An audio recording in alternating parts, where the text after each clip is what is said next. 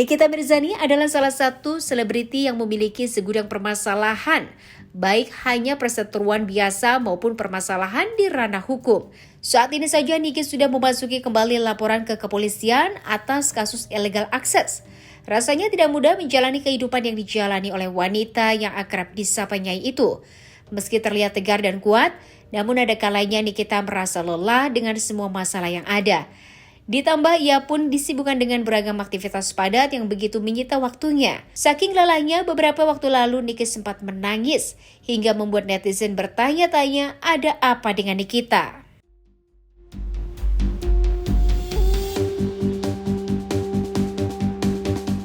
Itu laporan apa nih? Laporan yang mana? Yang sempat kan ke kantor polisi lagi. Oh, laporan biasa aja lah. Untuk kasus? Untuk kasus legal access masih. Dengan orang yang sama atau? Dengan orang yang sama. Karena mereka tidak belajar gitu. Yang mereka pikirkan adalah yang melaporkan itu undang-undang ITE sama pencemaran nama baik. Padahal kan itu illegal access. Yang jelas di mana dia memposting di Instagramnya sendiri percakapan pribadi yang diedit gitu. Ditambahkan, dikurang-kurangin. Kak Fitri juga melaporkan? Sama dia juga. Alhamdulillah laporannya jalan. Ini udah mulai pemanggilan yang terlapor. Ke Polda juga sama, kan ada kasus juga di sana kan yang Niki sebagai pelapor gitu mau menanyakan bagaimana kasusnya, tapi ternyata alhamdulillah semuanya berjalan dengan baik. Ini kasus yang kan banyak nih. Kalau yang di Polda itu kan ada yang Indra Tarigan ya. Itu dan dia hari ini harusnya datang, mudah-mudahan datang supaya bisa cepat langsung P21. Sama Dewi Persik mungkin. Aduh, kenapa lagi? Iya, gimana sih sampai akhirnya itu kan belum dikonfirmasi sama Saya Niki. nggak peduli sama orang-orang yang seperti itu. Kalau mereka mau bermusuhan dengan saya atau mau bagaimana dengan saya, terserah aja, tidak mengurangi harta benda saya, tidak mengurangi pekerjaan saya, jadi terserah aja mau bagaimana. Yang jelas saya tidak pernah punya masalah dengan orang yang disebutkan tadi.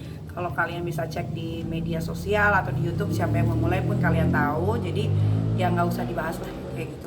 Oke, ini ada kaitannya menyinggung. Kalau program yang ada dia kan memang ratingnya nggak pernah bagus.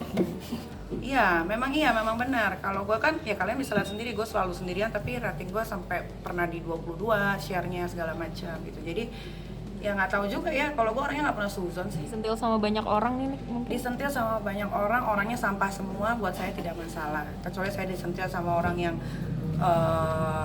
sama siapa gitu, yang terkenal di Indonesia atau mereka punya jabatan gitu baru. Lalu sempat nangis tuh kenapa sih? Oh enggak, mungkin gue karena kan gue kerja terus nih gitu kan. Biasanya kan gue Sabtu Minggu nggak kerja, tapi sekarang Sabtu Minggu gue ambil kerjaan, kayak merasa capek, merasa lelah, terus kayak tiba-tiba lagi sedih aja, lagi down aja gitu. Apa? Kayak pengen take a break gitu for myself, kayak pengen mencoba untuk menyenangkan diri sendiri. Kalau lagi capek banget sih biasanya gue akan berpikiran tentang yang kehidupan yang sebelum-sebelumnya gitu. Kan ini apa karena rentetan masalah yang banyak? Oh enggak, masalah yang kemarin-kemarin mah kebetulan kan yang jadi pelapor kan saya kan, bukan terlapor gitu. Jadi nggak ada soal itu. Gimana sih? Nggak tahu, namanya manusia. Kalau ada di titik jenuh, biasanya mereka akan meluapkan isi hatinya, termasuk juga gue. Tapi meskipun banyak orang nangisnya tetap sendirian nih, kenapa? Enggak, itu yang di Instagram ya? Rame-rame itu lagi, Ya, tapi kan nggak tahu lagi ada sendirian. teman-teman. Iya, maksudnya lagi cerita-cerita tiba-tiba nangis terus direkam sama teman. Contoh yang sangat kuat. Jarang-jarang, dia sekuat-kuatnya manusia juga pasti ada Mau rasa. sih sebenarnya. Nggak ada, kalau abis nangis tuh kayaknya enak aja, kayak udah lega, tidur nyaman, bangun pagi lagi, kerja lagi. Ada beredar video ini. Nah, kalau video ini di Holy Wings. Ini di Holy Wings. Ini gue tahu siapa yang ngerekam. Ini adalah salah satu orang yang pengen banget jadi temen gue, bencong. Kan sebenarnya tidak masuk ke sini kan tidak boleh Pakai handphone. ya, tidak boleh bersosial media. Ini gue lagi mererai perkelahian antara pengunjung.